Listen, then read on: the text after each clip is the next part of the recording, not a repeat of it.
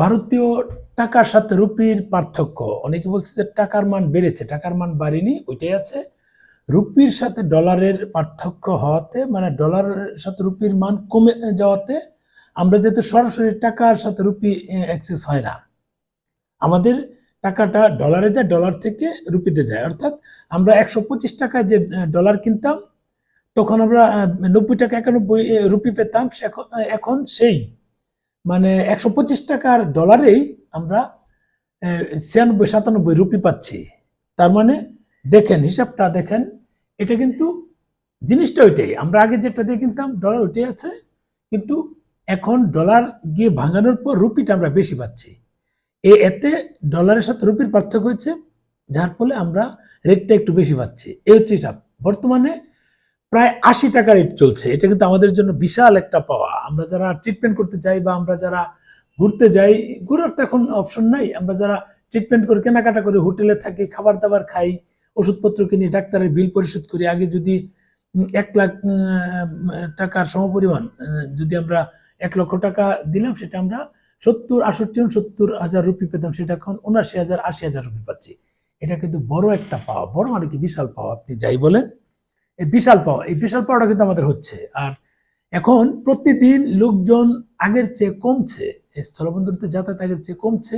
বিভিন্ন কারণে হোক, কেউ ভয় পাচ্ছে বা কেউ ওখানে গিয়ে যদি এই এখন যে সরকার আসছে ওয়েস্ট বেঙ্গলে এদের মানে আক্রমণের শিকার হয়, এই ভয় পাচ্ছে। আসলে তেমনটা হওয়ার কোনো সুযোগ নাই।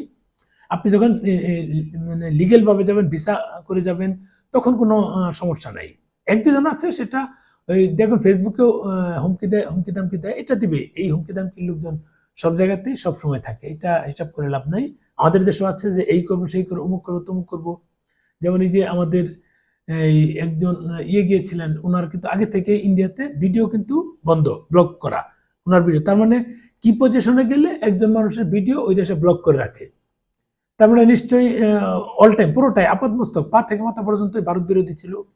এখন প্রধানমন্ত্রীর তথ্য উপদেষ্টা নাকি উপদেষ্টা, আমি জানি না, তো খোঁজ খবর নেই না। উনি গিয়ে দিল্লি থেকে ফেরত আসছে, দিল্লিতে যেতে দিলে, যেহেতু ওকে ফেরত আসছে, সে যেতে পারেনি, কারণ ওনারা অল টাইম ভারত বিরোধিতা করে থাকে। আবার ভারত গিয়েছে, ভারত হয়তো ঢুকতে দেয়নি কেন আমি জানি না, তো আপডেট গিয়েছে, আপডেট এত কিছু জানি না, যাক সেটা আলাদা পার্ট। এখন ভিসার কি অবস্থা? প্রতিদিন আজকেও আলহামদুলিল্লাহ অনেকগুলো স্লট, যেগুলো ধারণা করেছিলাম সম্প্রতি 10টা-12টা বেশি পাওয়া যায় না স্লট, এর বেশি পাওয়া খুব কঠিন কাজ। এর মধ্যে আমাদের অনেকগুলো আইটেম, 4টা আইটেমের স্লট হলে 4টা আইটেমে আলহামদুলিল্লাহ পেয়েছি। মানে এমার্জেন্সি কিছু ফাইল ছিল, সেগুলো পেয়েছি, বাকিটা দেখা যাক কি হয়, আল্লাহ ভরসা।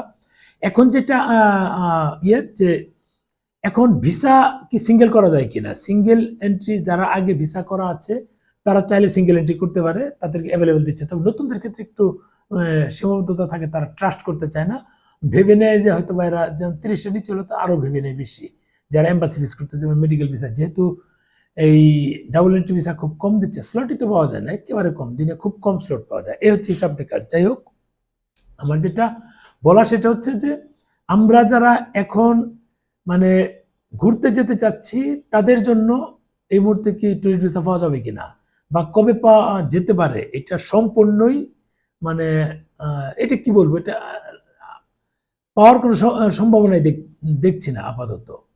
এই আগামী 1 মাস বা 2 মাস পরে আপনি পাবেন, সেই সুযোগটা আমি দেখছি না। অন্তত কেন দেখছি না, এর কারণটা হচ্ছে যে দুই দেশের যে সম্পর্ক বৃদ্ধি হওয়ার একটা সম্ভাবনা ছিল, নতুন হাই কমিশনার আসবে, হাই কমিশনার আসার পর উনি কিছু কথা বলেছে, সেটা বললাম তো, এই যে এই এটার মধ্যে যদি অর্ধেক পানি থাকে আর অর্ধেক খালি থাকে, কেউ বলবে এটা অর্ধেক খালি, কেউ বলবে অর্ধেক পানি, এটা এর মতো উনি কথা বলেছে। দুই দেশে আমাদের 140 কোটি আছে, বাংলাদেশে 20 কোটি আছে, এই মিলিয়ে আমরা 60 কোটি মানুষ যদি একসাথে আমরা চলি, তাহলে তো এটা আমাদের বিশ্বের মধ্যে দুইটো দেশ সবার থাকবে, উনি এই হিসাবে বলছে। আবার একই জিনিস আমরা আবার বলতে পারি যে আমরা কি ভারতের অংশ, বা তারা কি আমাদের অঙ্গরাজ্য করতে চাচ্ছে, যে আমরা একসাথে হয়ে গেলাম, এই হচ্ছে বিষয়। আপনি কোন ভাবে দেখেন, দুটো কিন্তু দুই রকম। বললাম তো যে তারা চিন্তা করছে যে দুই দেশ বন্ধুত্ব সুলভ থাকলে আমরা পরস্পর যদি সম্পর্ক ভালো থাকে ভালো হবে। যেমন আমরা এখন বন্ধুত্ব সুলভ নাই বলেই টুরিস্ট ভিসা পাচ্ছি না, বন্ধুত্ব সুলভ নাই বলেই ডাবল এন্ট্রি পাচ্ছি না,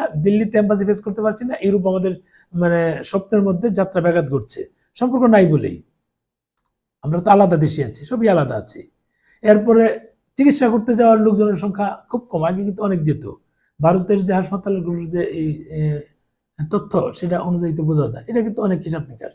যাই হোক, অনেক বিষয় অনেক কিছুই মানে হয়। আমরা যদি দুই দেশের মধ্যে সম্পর্ক মানে বৃদ্ধির বিষয় চিন্তা করি বা সম্পর্ক ভালো থাকার চিন্তা করি, তাহলে কিন্তু সেটা আপনি পজিটিভ হিসেবে নিতে পারেন। এই যে উনি যে বক্তব্য দিয়েছেন, উনি যে মন্তব্য করেছেন, একজন রাজনীতিবিদ, উনি রাজনীতিবিদের মধ্যে মন্তব্য করেছেন, এ হচ্ছে বিষয়। এটা আমরা সেটাকে টেনা পেঁচিয়ে একটা অবস্থায় নিয়ে যাচ্ছি। এটা আমরা না, শুধু আমার একেবারে ক্লোজ বন্ধু যারা আছে ওরাও দেখলাম যে বিভিন্ন জায়গায় দিচ্ছে যে আমরা অমুক হচ্ছি তমুক হচ্ছি, বুইরা টুইরা বলে অনেক কিছু। আমার ক্লোজ বন্ধু, আমি অবাক হলাম এরকম ধর্মান্ধ মানুষগুলো বা এরকম মানে শিক্ষিত ছেলে, এরা এইভাবে কি করে কথা বলে আমার মাথায় ধরে না।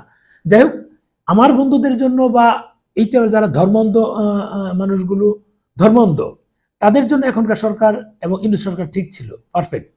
ভারতের সাথে আমাদের সম্পর্ক দরকার নাই, ভারতের সাথে সম্পর্ক দরকার নাই, কিছুই দরকার নাই। ভারতের থেকে আমরা প্রয়োজনে আমদানি অফ করতে পারি, কারণ হচ্ছে এই ভারত থেকে আমদানি করতে ভারতের কিন্তু লাভবান হচ্ছে, আর এক্সপোর্টে বৈদেশিক মুদ্রা পাচ্ছে, সেটা আমরা অন্য দেশ থেকে আনতে পারি, আমাদের প্রিয় দেশ যেগুলো আছে সেখান থেকে আনতে পারি। তাহলে কিন্তু ভারতের একটা আমরা অর্থনৈতিক দিকে একটা চাপ দিতে পারি, সেটা কেন দিচ্ছি না? এগুলো আসলে আমি জানি না। আমার বন্ধুদেরকে বা আমাদের যারা আরো লোকজন আছে তাদেরকে আমি প্রশ্ন করছি যে এটা কেন করছেন না? এটা করলে তো ভালো হয়। ভারত কি দরকার? ভারতের ব্যবসায়িক কাজেই বা যাওয়ার কি দরকার? ভারতের সাথে ব্যবসাটা টোটাল বন্ধ করে দিলেই তো হয়। দিল্লিতে এম্বাসি ফেস করার দরকার কি? ইউরোপের এম্বাসি, সমস্ত এম্বাসি ঢাকায় নিয়ে আসলে হয়। যেমন এই সুধীর মহাজন বলছিল সব নিয়ে আসবে, হয়নি তো?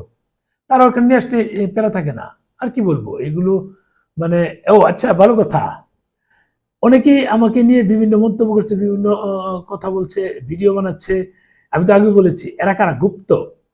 গুপ্ত মানে কি একটু আমাকে মেনশন করবেন। গুপ্ত যারা বুঝেন একটু কমেন্টস করবেন। গুপ্ত, গুপ্তরা কিন্তু এই কাজগুলো করছে, মানে কোনোভাবেই পেরে উঠছে না, বিভিন্নভাবে আমাকে হেয় প্রতিপন্ন করার চেষ্টা করছে। আর বাংলাদেশের আইনটাকে এখন কি বলবো, মানে আপনি তো ইলিগাল, যেমন এই যে আমি সমর্থন দিচ্ছি এই সমন্বয়ক বাটপারগুলো, যেমন একটা সময় মব সৃষ্টি করে মানুষকে মেরে ফেলছে, এটা হাজার হাজার মানুষ আমরা দেখেছি, আমাদের চোখের সামনের ঘটনা। এগুলো একদিকে আমি সমর্থন দিচ্ছি, কারণ এই আইনের মাধ্যমে এগুলো কখনোই হবে না। যেমন যেগুলো ধরছে আওয়ামী লীগ, এগুলো কিন্তু এখন চলছে এই মানে কচ্ছপ গতিতে চলছে। আর ওরা ডিএমসি দরমারও ছাড়ো করে দিয়েছে, ঝামেলা শেষ। তারা কিন্তু এটা ভালো কাজ করেছে। আমার বিরুদ্ধে একজনে অভিযোগ দিচ্ছে ইলিগেল, আমি ইলিগেল দিতে পারছি না, কারণ হচ্ছে আমি ক্যামেরার সামনে এসে আমি মানে শিক্ষিত মানুষ, এই অশিক্ষিতের মতো কাজ করতে পারে না। লিগালি ওইতে যাচ্ছে, আজকে 1 মাস হয়ে যাচ্ছে, এখন পর্যন্ত আপডেট নিতে পারি না। আমার কিন্তু অনেকদিন আগে দেওয়া, এখনো হচ্ছে না। যাই হোক, বিভিন্ন বিষয় থেকে সীমাবদ্ধতা থাকে, এর মাঝে যেতে হচ্ছে। তবে রেজাল্ট তো আসবেই, মানে এটার তো একটা স্পার হবেই। মানে আমি আমার বিরুদ্ধে অভিযোগ দিলেন, আমার প্রমাণ দিতে পারলেন না, সেটা সামাজিক যোগাযোগ মাধ্যমে দিয়ে দিলেন, আপনি স্থির থাকবেন, সেটা তো হয় না। আইনগতভাবে যদি না হয়, পরে যা করার আমি করবো, সেটা ওপেন বলে দিলাম, ঘোষণা দিয়ে দিলাম। মানে আইন আমাকে এখন দেখি কি করে, এই আইনের জন্য বসে থাকলাম। আইন আমাকে যদি পজিটিভ কিছু দেয় হলো, আপনার তো আমার মতো কাজ করতে হবে। কারণ কয়দিন অপেক্ষা করবো, দেখবো কয়দিন। আমার বিরুদ্ধে একটা ইলিগেল একটা ব্লেম দিয়ে তারা মাসের পর মাস পার হচ্ছে, দিব্যি চলছে।